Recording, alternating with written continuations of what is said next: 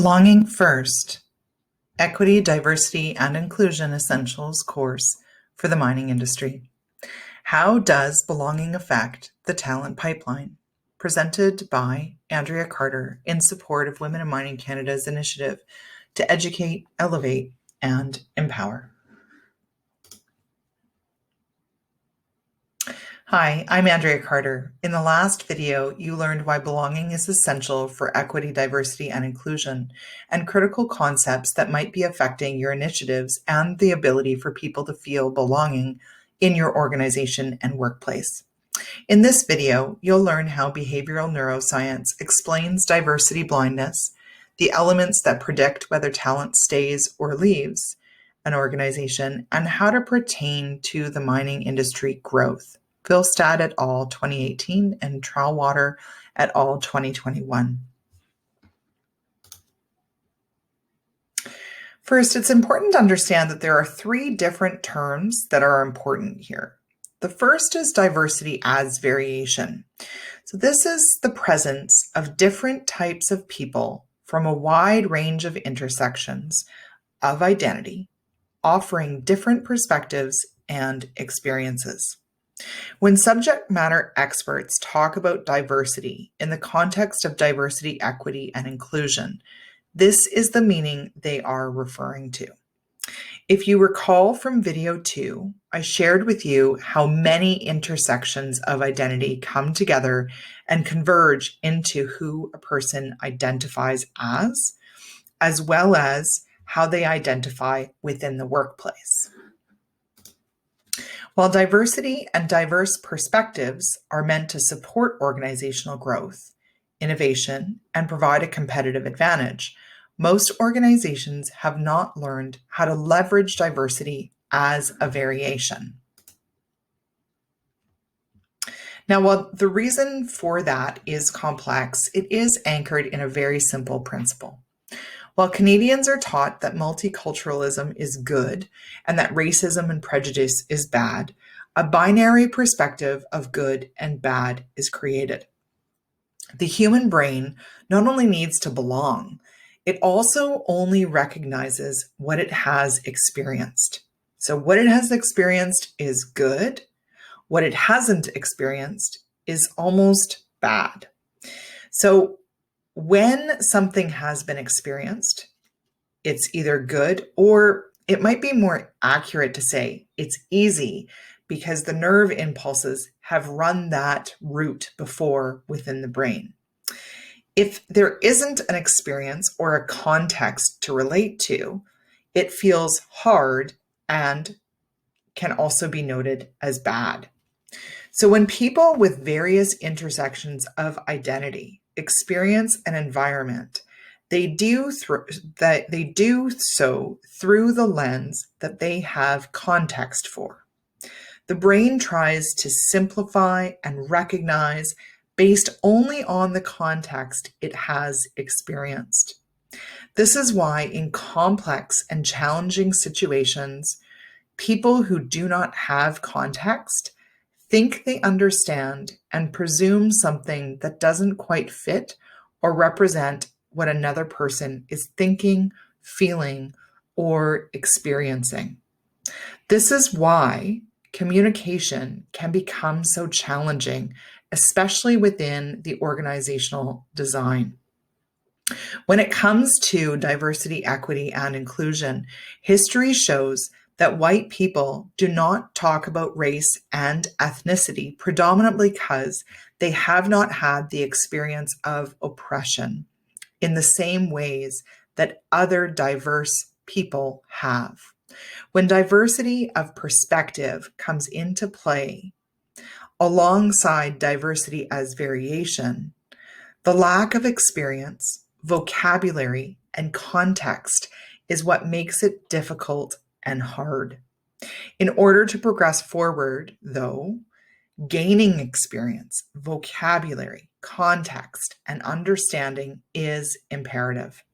Otherwise, when someone is sharing a viewpoint that could potentially create growth and innovation, conflict will arise.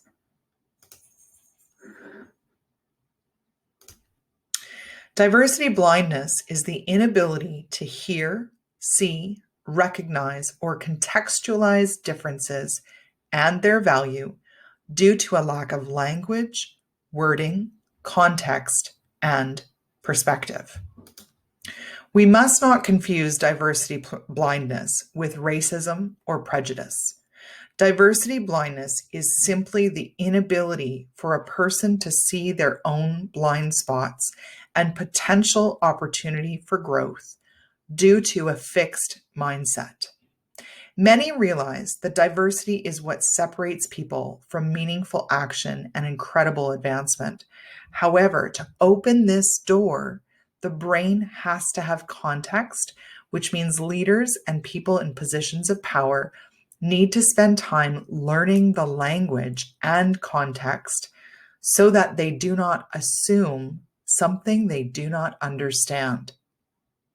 This is not the same as unconscious bias, and in fact, recent studies show that unconscious bias training doesn't work and leads to an increase in microaggressive tendencies for diverse people.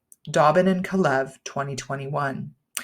Diversity blindness enables a continual downplaying of the significance and importance of another person's distinctive perspective and experience. Think about a time you are having an argument with someone whose voice, for whatever reason, was more trusted and believed than your own. The perspective you were trying to explain was taken out of context, and all of a sudden you realized they could not appreciate the significance of what you were trying to say. This is an example of diversity blindness. If you look at this next image, which is also borrowed from the white paper, you'll be able to understand the similar concept. Above the water is what people see and think. So right now, success is seen as increasing diverse talent. And there's this big push for diverse talent pipelines to be built. And that will be the answer to everyone's CSR problem. But the brain and behavior is more complex than that.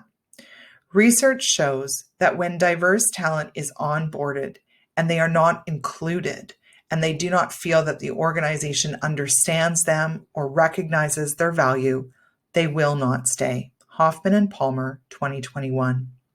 In order for diverse talent to thrive, it's important to consider whose voice is heard and recognized.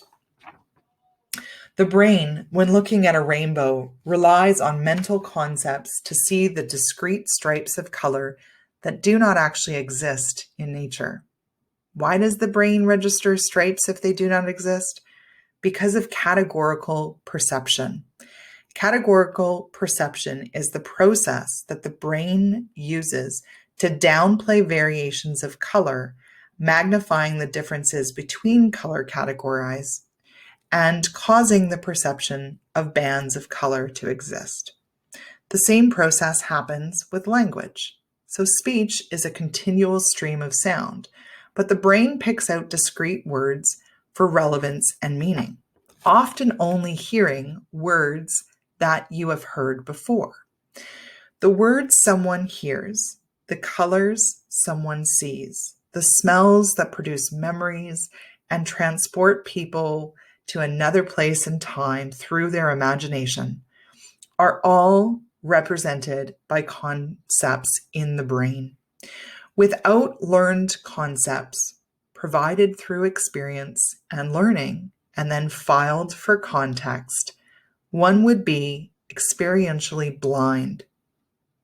Now, the world isn't experientially blind, but many have diversity blindness simply because we have not adopted difference to be seen as important, good, and exciting, and an opportunity for that matter.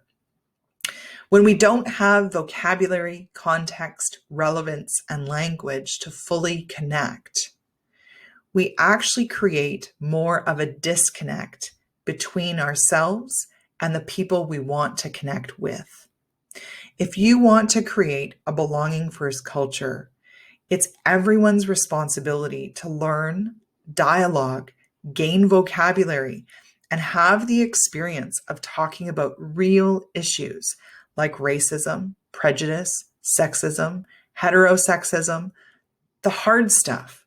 The hard stuff that's only hard because we don't have the language and it hasn't really been done yet. But it becomes so much easier for change to occur, and the barriers between differences then get smaller and smaller, and diverse talent then are able to see that there is authenticity and a genuine desire to actually create a connection, to have people who contribute recognized, that their well-being, their psychological safety, their inclusion, and your organization's ability to have equal elements of social justice are actually important and not just words that people see on a page or on a website. Dialogue, engagement, motivation, hard work, practice, mentoring, dedicated leadership. Retention is what occurs when people are trying. Now, mistakes will come when people are trying. That's part of development. That's part of having courageous conversations. And it's why we must persist, because the growth of the industry depends on your ability to reduce diversity blindness and allow everyone to belong within the context of your organization. In video 4, we'll take this further by sharing the impact that belonging has on corporate performance. See you there.